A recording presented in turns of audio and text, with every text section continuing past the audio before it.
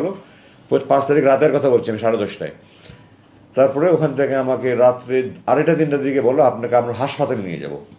তো আমি বললাম গত 8 বছর থেকে আমি আপনাদেরকে বলছি আমার দাঁত ভেঙে গেছে, আমার দুটা দাঁত ভেঙে গেছে, আমার কানে সমস্যা হচ্ছে, আমার চোখে দাঁত, চশমা যেটা দেখছেন আমি মুক্তির পরে ডাক্তার দিকে চশমা নিয়েছি, কিছুদিন পরে আমি চশমা পড়তে পারতাম না। আমি বলতাম আমার চোখের চিকিৎসা ছিল, তাদের স্পষ্ট জবাব আমার চোখের চিকিৎসা হবে না, দাঁতের চিকিৎসা হবে না, কানের চিকিৎসা হবে না, এখানে রেখে যা করা যায় করা যাবে। ওনাখানে যারা ডাক্তার ছিলেন ওনারা মেডিকেল স্পেশালিস্ট ছিলেন। আমার প্রথমে যাওয়ার পর যখন চোখ বাঁধতো এখানে আমার ঘা হয়ে গেল, তো একটা ওষুধ দিলেন, পরে এটা পুরো মুখ ঘা ছড়িয়ে গেল। যাই হোক পরবর্তীতে ওষুধ সংশোধন, আমার ওই মুখে এখনও চারিদিকে অনেক সমস্যা রয়ে গেছে, চামড়ায়, হাতে পায়ে চামড়া নানান সমস্যা হয়েছে। তো আমি বললাম যে এত 8 বছর ধরে আমি বলছি আপনাদের কাছে আমাকে হাসপাতালে নিয়ে যান, আপনারা হাসপাতালে নিয়ে যেতেন না, এখন রাত 3টার সময় আপনার হাসপাতালে নিয়ে যেতে কী কথা? তো বলে না যেতে হবে। তো তার যেতে হবে বলে তার কিছু উপায় নেই, চোখ হাত বেঁধে আবার মুখোশ পরে অ্যাম্বুলেন্সে করে যাচ্ছে যাচ্ছে যাচ্ছে, রাত 2:45টার দিকে যাচ্ছে যাচ্ছে যাচ্ছে, আর শেষ নাই। তো আমি বললাম যে ঢাকা শহরে কোনো হাসপাতাল তো এত দূরে না, আপনারা কোথায় হাসপাতালে নিয়ে যাচ্ছেন? কিন্তু কোনো জবাব দিল না। তারপরে রাস্তা ভাঙাচোরা। তো বললাম যে ঢাকা শহরের রাস্তা তো এত ভাঙাচোরা না, আপনারা কি আমাকে কোথাও গ্রামের দিকে নিয়ে যাচ্ছেন নাকি? তারও কোনো জবাব দিল না। আমাকে নতুন একখানে নিয়ে গেল, নিয়ে গিয়ে ওরকম বন্দিশালার মতো একটা বন্দিশালা, এটাতে অবশ্য অ্যাটাচ টয়লেট ছিল, ছোটো রুম, একটা খাট একটা টেবিল ছিল। তো আমাকে বললো আপনি এখানে থাকেন না। তখন ওখানে রুমে একটা ঘড়ি ছিল, ঘড়িতে দেখলাম তখন সকাল প্রায় 5:45। তো প্রায় 3 ঘন্টার মতো ড্রাইভ করে তারা আমাকে নিয়ে গেল, এবং আমার ধারণা ঢাকার বাইরে কোনো একখানে নিয়ে গেছে। এবং আমি যতটুকু অনুমান করতে পারি, এখন যেটা অনুমান করছি, রাস্তাঘাটে যে ছাত্ররা রাস্তাঘাটে গাড়ি চেক করছিল তারা আমাকে পাকা রাস্তা দিয়ে নিতে সাহস করেনি, তারা আমাকে গ্রামের রাস্তা দিয়ে নিয়ে গেছে। এটা এখন আমি অনুমান করে বলছি। তো আমাকে ওখানে না বললো আপনি এখানে থাকেন। আমি বললাম আপনারা আমার হাসপাতালের কথা বলে এখানে কোথায় নিয়ে আসলেন, আরেক বন্দিখানায়? বলে থাকেন, আমাকে পরে জানানো হবে। তো এটা 6 তারিখ সকালের কথা বলছি। 6 তারিখ দুপুরে আমাকে বললো আপনাকে আজকে রাতটা মুক্তি দেওয়া হতে পারে। একজনে বললো আমাকে আপনার কাপড়ের সাইজ বলেন। তো আমি বললাম তো আমি সাধারণত গার্মেন্টের কাপড় পরি না, আমি সাইজ বলতে পারবো না। তো তারা একটা কাপড় নিয়ে আসলো, আমাকে দেখালো যে আমি যে কাপড়টা আপনার প্রথম দেখেছেন, আমি প্রথম মুক্তি পরে যে একটা প্যান্ট শার্ট গাঞ্জি পরেছিলাম ওই কাপড়গুলো, ওটা পরে দেখলাম ঠিক আছে। তো বললো আমরা রাত্রে 2:30-3টার দিকে আপনাকে নিয়ে যাব। তো 2:30-3টার দিকে এসে বললো যে আমরা আজকে কোনো একটা বিশেষ অসুবিধার কারণে নিতে পারছি না, আপনার কালকে মুক্তি হবে। আমার অপেক্ষা করা ছাড়া তো কোনো উপায় নেই, আমি বাইরের কোনো জগতের কোনো খবরই নাই আমার কাছে। পরের দিন সকালবেলা দুপুরে আমাকে এসে বললো আজকে রাত 9টার দিকে আপনাকে নিয়ে যাব। আমি সাধারণত 9:30 দিকে ভাত খেতাম, বললো রাত 9টার দিকে আপনি নিয়ে যাওয়া হবে, আপনাকে 8টার দিকে ভাত দিয়ে দেবো, এর মধ্যে আপনার খাবার টাবার খেয়ে রেডি হয়ে যাবেন। তো আমি সেই অনুযায়ী রেডি হয়ে গেলাম। তখন তো আমি কোথায় নিয়ে যায়, আবার কোথায় নিয়ে মেরে ফেলে, কিন্তু আমি তো কোনো কিছু সব কিছু অনিশ্চয়তার মধ্যে। আমাকে এগুলি ভাওতা দিয়ে আমাকে কোথাও নিয়ে গুম করে মেরে ফেলবে, লাশ কোথায় ফেলে রাখবে, এই আশঙ্কায় তখন থেকে খাবারও মুখে আসে না। যাই হোক সামান্য কিছু খেয়ে আমি রেডি হয়ে থাকলাম। তার 9:15 দিকে নিয়ে রওনা হলো।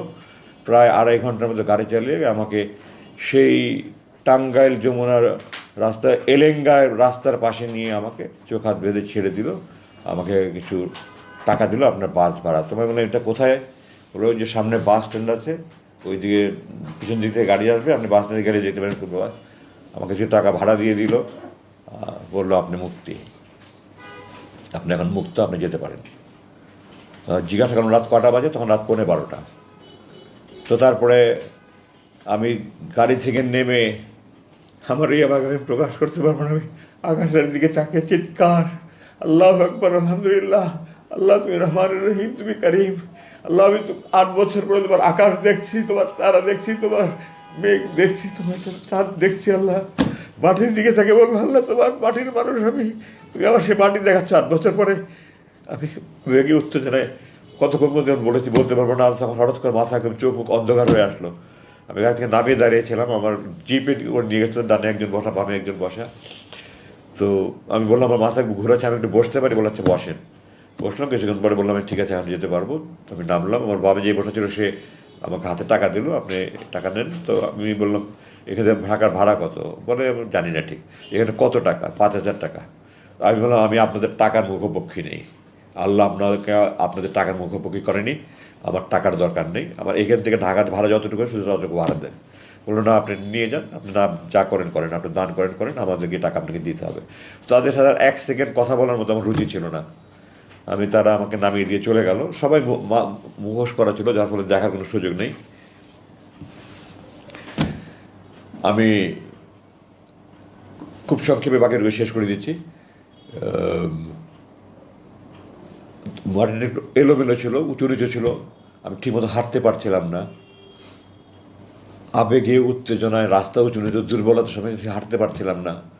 এর মধ্যে হঠাৎ করে দেখলাম একটা পিছুতে দাঁড়িয়ে এসে ওই সামনে বাস স্ট্যান্ডে দাঁড়ালো। আমার তখন মানে মনে হয় যেন পারলে উড়ে গিয়ে ঝাঁপিয়ে বাসের মধ্যে উঠি। কীভাবে যে আমি 100 গজের মতো রাস্তা দৌড়ে ওই অবস্থা পার হয়েছে আমি এখন কল্পনা করতে পারি না। দৌড়ে গিয়ে জিজ্ঞাসা করলাম, আপনাকে ঢাকা যাবেন?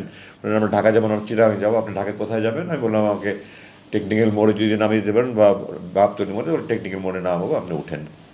তো আমি বাসে উঠলাম, উঠে পিছনের দিকে গিয়ে একজনের কাছে বললাম যে আমার তো মোবাইল নাম্বার না, আমার 2টা নম্বর ফোন নাম্বার আমার জানা ছিল, আমার স্ত্রীর নাম্বার আর আমার চাচাতো ভাইয়ের নাম্বার, এই নাম্বার দুটো মনে ছিল। আমি দুজনকে ফোন করে বললাম, তারা আরও লোকজনকে নিয়ে তারা ওখান থেকে টেকনিক্যাল মোড়ে এসে আমাকে ওখানে নামিয়ে নিল।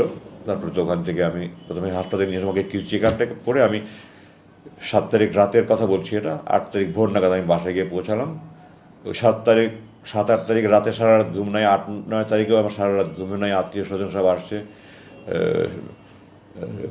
9 তারিখ রাতে আমি অজ্ঞান হয়ে গেলাম। তারপরে আমাকে হাসপাতালে নিয়ে আসা হলো। আমি তখন থেকে চিকিৎসাধীন আছে। আমার শরীরে নানা রকমের সমস্যা, বড় খুব বেশি সমস্যা না হলে নানা রকমের সমস্যায় ভুগছি। এগুলো চিকিৎসা চলছে। আমি চিকিৎসার কারণে আপনাদের কাছে আসতে বিলম্ব হলো আমার।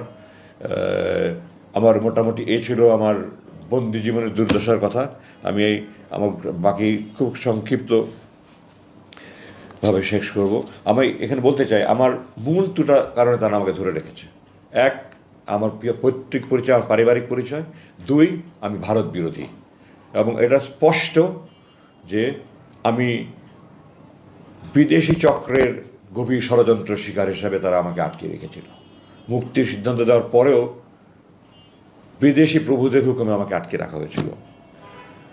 আমি আমার নিজের ঢোল পিটাতে চাই না, কিন্তু আমার বরখাস্ত কাহিনী আপনাদেরকে না বললে আপনারা বুঝবেন না। আমাকে এই সরকার যখন 96 থেকে 2000, এই বিগত সরকার, এর আগে 96 থেকে 2001 আমার বাংলাদেশ সেনাবাহিনীর মিলিটারি একাডেমি যেমন যেখানে প্রশিক্ষণ হয়, ওখান থেকে আমার যে রেজাল্ট, আমাকে আল্লাহর দয়া বাবার দোয়া করে দিয়েছে। আমার জানা মতে বাংলাদেশ সেনাবাহিনীর এই রেজাল্টকে ভঙ্গ করতে পারেনি। আমার সারা চাকরি জীবনে আমার যে রেজাল্ট করেছি, আমার জানা নেই কেউ আমার থেকে ভালো রেজাল্ট করেছে কি না। আমি মাফ করবেন, আমি কখনো আত্মপ্রচার করেন, প্রসঙ্গক্রমে বলছি, 96 থেকে 2001 ক্ষমতা থাকাকালীন আমার সম্পূর্ণ সময় আমার এই বিগত সরকার আমার লেফটেন্যান্ট কর্নেল থেকে কর্নেল র্যাঙ্কে, মেজর থেকে লেফটেন্যান্ট কর্নেল র্যাঙ্কে প্রমোশন আটকে রেখেছিল আমাকে। 2001-এ বিএনপি ক্ষমতা আসার পরে 2002-এ আমি লেফটেন্যান্ট কর্নেল র্যাঙ্ক পদে প্রমোশন পাই। এবং 1998 সালে আমার বাবা একদিনের জন্য, আমার স্ত্রী অসুস্থ, আমি অসুস্থ, আমার 8 মাসের ছিল অসুস্থ, আমার বাবার চট্টগ্রামের প্রোগ্রাম ছিল।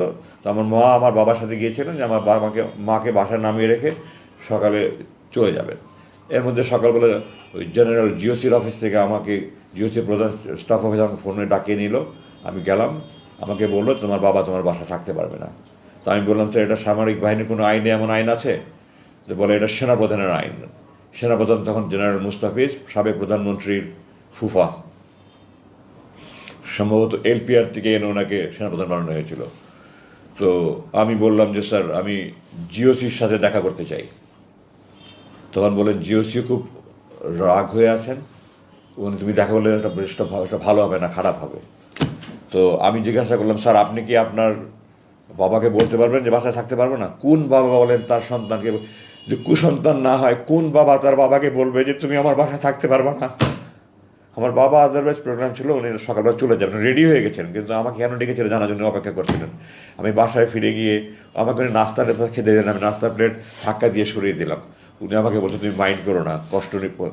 আমি বললাম যে আপনারা আমাকে চাকু দিয়ে হাত কাটছেন আর তুমি ব্যথা পেয়েছো না, এটা তামাশা একটা। যাই হোক, আমি বাসায় চলে আসলাম, জিওসির সাথে দেখা করলাম না। তাহলে বলে আমি বাবাকে বলতে পারছিলাম, খালি কাঁদছিলাম। যাই হোক, বাবা চলে গেলেন।